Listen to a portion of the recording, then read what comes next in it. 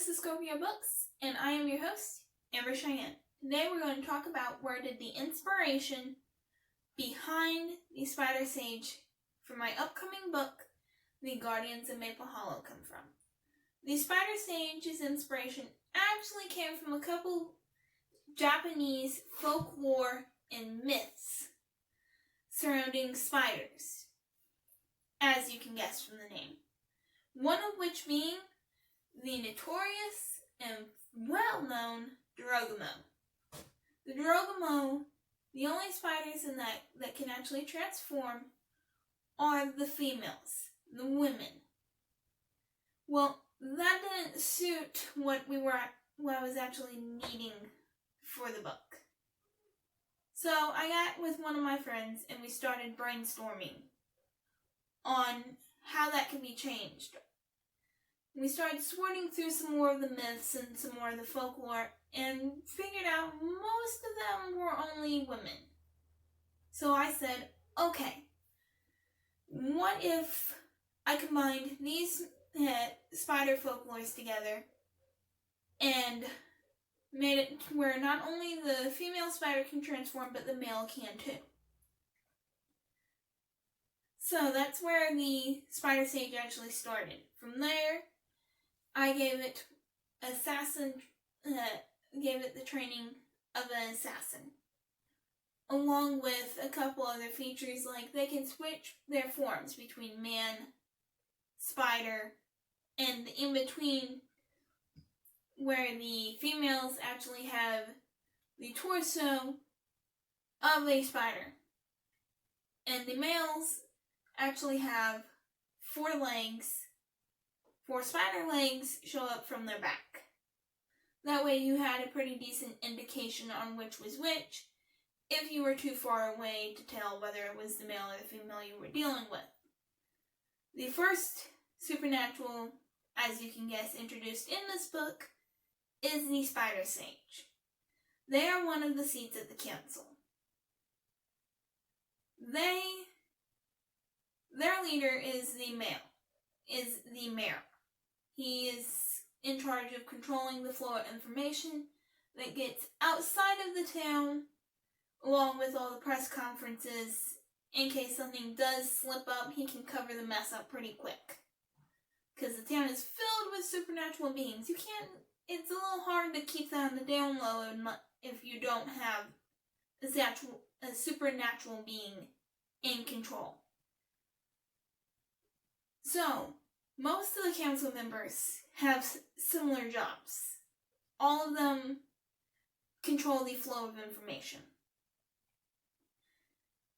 The rule to the council being, for the next generation to take the seat at the council, they have to be a full-blooded of whatever chair they're taking. For example, the Spider Sage actually exiled his own son because he was not willing to kill his wife in the book. He said, no, I'm not. That's not how this is going to work. I'm leaving, and you guys are staying far away from my family. You can have somebody else can have my chair. That's basically what he said. So he left, and now he had 15 years after that, he has a son who is half human. This is where the Guardians fall into place. Their job is to prevent another war and to bring balance back to the town where it was actually lost when the council took over. The Guardians consist of the half Spider Sage, half human, a full-blooded human, and a half-blood witch that stumble across these ruins that gave them the job of being the Guardians, that granted them the powers that they have to shapeshift into wolves and protect the town, along with a couple other abilities like razor sharp claws. Talus ability. She is the half-blood witch. Her claws light up purple, and she can cut through any source of metal like a hot knife going through butter. Kai, who is the spider sage and human hybrid, actually generates fire around his paws. Those are two of the examples of the abilities they have. So, they're not quite werewolves.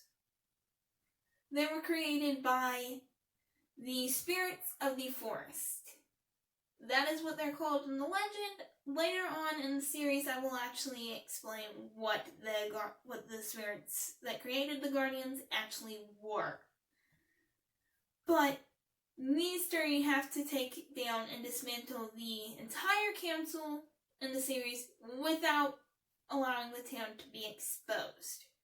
So they have to be careful on how they do it, and be careful that the council doesn't know who they are and what is going on.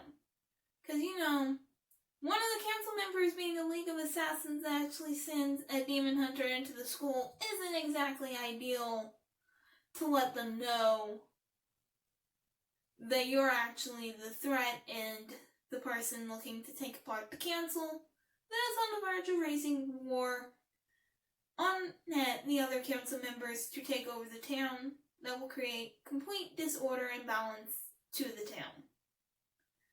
That is all we have time for the day. Have fun. Hit the subscribe button and the like if you enjoyed this video, and I will post another one sometime next week, either about the Seed of Freedom or the Guardians of Maple Hollow.